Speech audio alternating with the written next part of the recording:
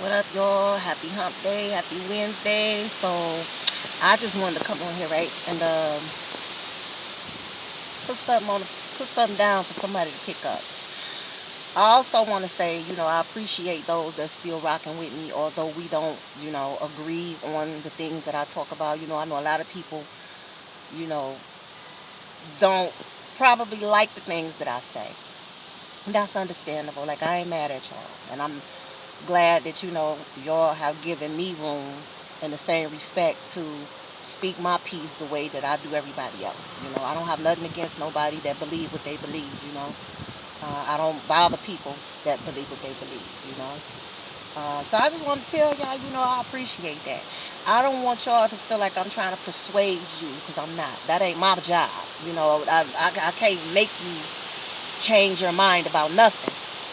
But I don't see anything wrong with, if I'm learning or coming to the enlightenment of something, to put it down.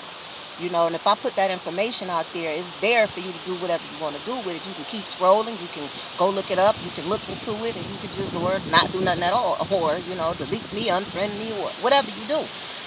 So that's just the thing. You put it down for people to do whatever they want to do with it.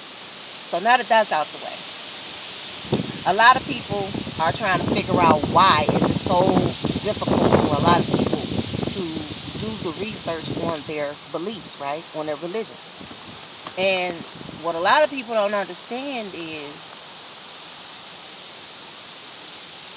one thing I want to say before I even get to that. Our own rich culture have been denied to us, right? Because we've been told that our spirituality is evil, is wicked, is demonic, is satanic. The fact that we call on our ancestors for guidance and protection. The fact that we believe in speaking in through the power of tongue and manifestation, and we believe in the cosmos and the universe or whatever. How the astrology of the universe affects us here. Well, those really are not beliefs, because we see it every day. When we talk about the different energies that affects us, we talk about the different moons and stuff like that, the different times of the processions, of small processions. You got the larger ones, and then you got the smaller ones. Well, we've been made to believe that all this stuff is evil and demonic, right? But why is it that we allow ourselves to believe that, but we think that walking around here with an execution, a symbol of execution, with a dead man on it, is holy? I don't get that. That's one thing, regardless of when I did believe, I still never got that. I'm like, that don't look right. It didn't feel right. The energy from it. I'm like, why is it okay to walk around with a dead man on a cross around your neck, in your house, in your churches, and say that that's holy? What's the difference in that and calling on your ancestors? How is calling on your ancestors, who we know was alive, for good deeds to shadow us, protect us from the bad, but walking around with an execution cross of a dead man is holy and godly? Can somebody please make that make sense? We do know that in ancient Europe, this is how they killed people. They would put them on torture stakes, and they would nail them to that torture stake, and sometimes they would even torture them, burn them, use them for illumination. They would, they killed them. This is how they killed people. They hung people. They killed them. They sick dogs on them. They did all the stuff they came over here and did to our people. They did it to their own people before they got here. Okay. We know about the Dark Ages. Most of us know about the Dark Ages in Roman times or whatever, when they were killing people because they was trying to read the Bible, and they wasn't done lying, putting all their lies and taking their lies out and figuring out what they wanted the people to have and not. So, they didn't want nobody to get a hold to it until they were done doing what they wanted to do with it. So if you got a quote with the Bible, they killed you for that. You could die for that at that time. It's called the Dark Ages. So what a lot of people are not researching, or don't want to research, is that the voodoo that they say our people use for evil is what they've used. They took our spirituality, our ritual spirituality, and the Europeans took it and they gave all that stuff back to us in reverse. That's called binding a spell. You can read any book about hoodoo, voodoo, witchcraft. It's going to tell you how to cast a spell, and it's going to let you know that anything written backwards, it's going to show you how to do all this stuff. Anything given to you in reverse is casting a mental binding spell. People do it all the time. A lot of people in relationships trying to figure out why they breaking up, and I ain't saying this is for everybody, but these people really out here burning candles on folks. You know what I'm saying? Trying to make them fall. I'm not burning no damn candle for no damn body to love me. If I got to do all that, I don't even want it. Ain't nobody, you know, my attitude, and I ain't about to do all that. You know, but a lot of the elite and the Europeans and the worldly leaders, they use the same method to win wars, to win, you know, for things, for the universe to put things in their favor. They're casting spells. This is what they do. This is not a new story. This is what they've been doing. So all the Europeans did was took all of those rituals that they learned from our ancient Kemetic people, and they used those rituals and turned it and reversed it. And they cast these spells on our people. And this is why they gave us dog in reverse and called it God. They gave us Set in reverse and called it Satan, and it turned into Satan, which became their concept of the underworld and the afterlife. Okay, all these supernatural concepts. This is where all this stuff comes from and originates from.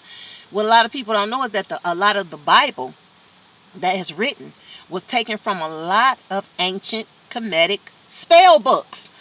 The 10 Commandments, the laws of Ma'at, the book of Psalms, and in the 125 book of spells of Egypt is talking about judgment, confessions, of, you know, all this type of stuff, and protection of the gods. If you read the book of Psalms, this is all you're reciting over and over again. You're reciting spells. The book of Psalms is full of spells.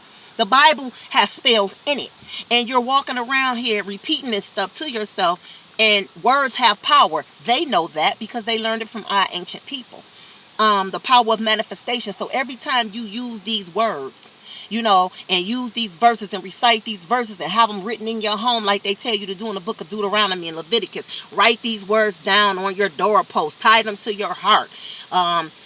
Go to sleep with them. Wake up. They tell you to do that because they're binding you to this spell.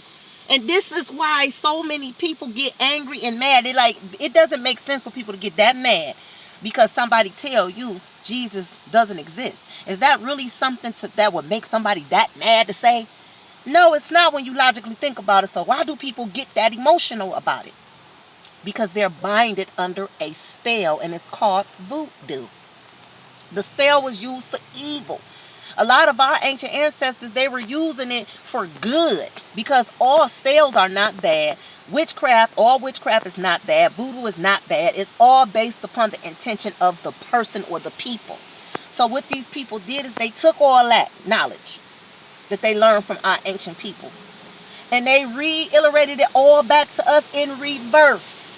This is why we cannot break away from it. This is why we're mad at each other, killing each other. This is why we're doing that, and we blaming each other for this. But a lot of us can't snap out of that because it's a mental binding spell. You're under a spell and you don't know it. This stuff is deep, y'all. This stuff is deep. And the further I dig into it, the crazier it gets.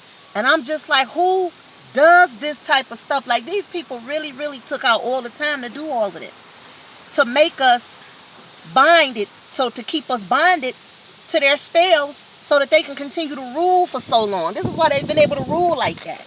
They've used witchcraft. Remember when they tried to go over there and colonize Hades, right? And they couldn't do it.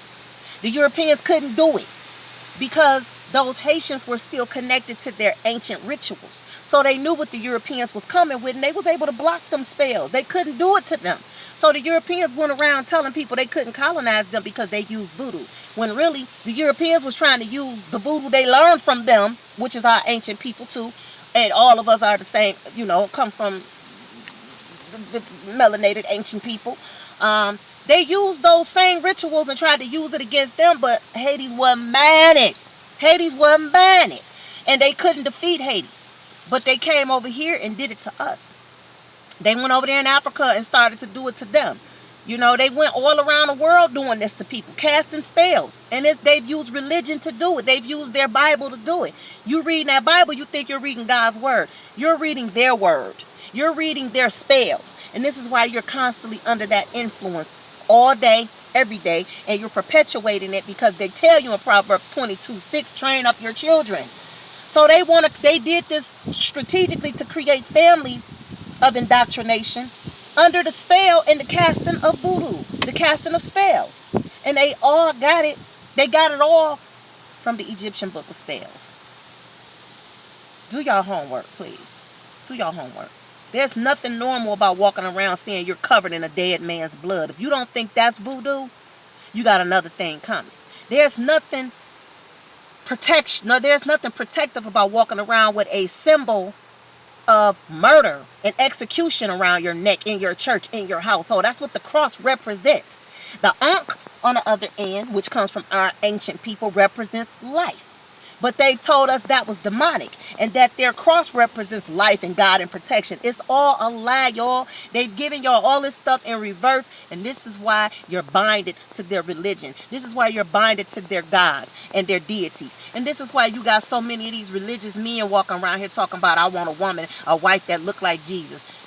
What the hell do Jesus look like, bruh? What do he look like? Because when you say that, you know what you're binding yourself to believe and think subconsciously. Most of the time, you're going to end up with a high light-skinned woman or a white woman because you want somebody to look like this Jesus that they done depicted. But that's what it was designed to do. Make you love them and see them as purity and denounce yourself. That's a spell, y'all. Snap out of it and look it up for yourself. Happy Wednesday. Peace.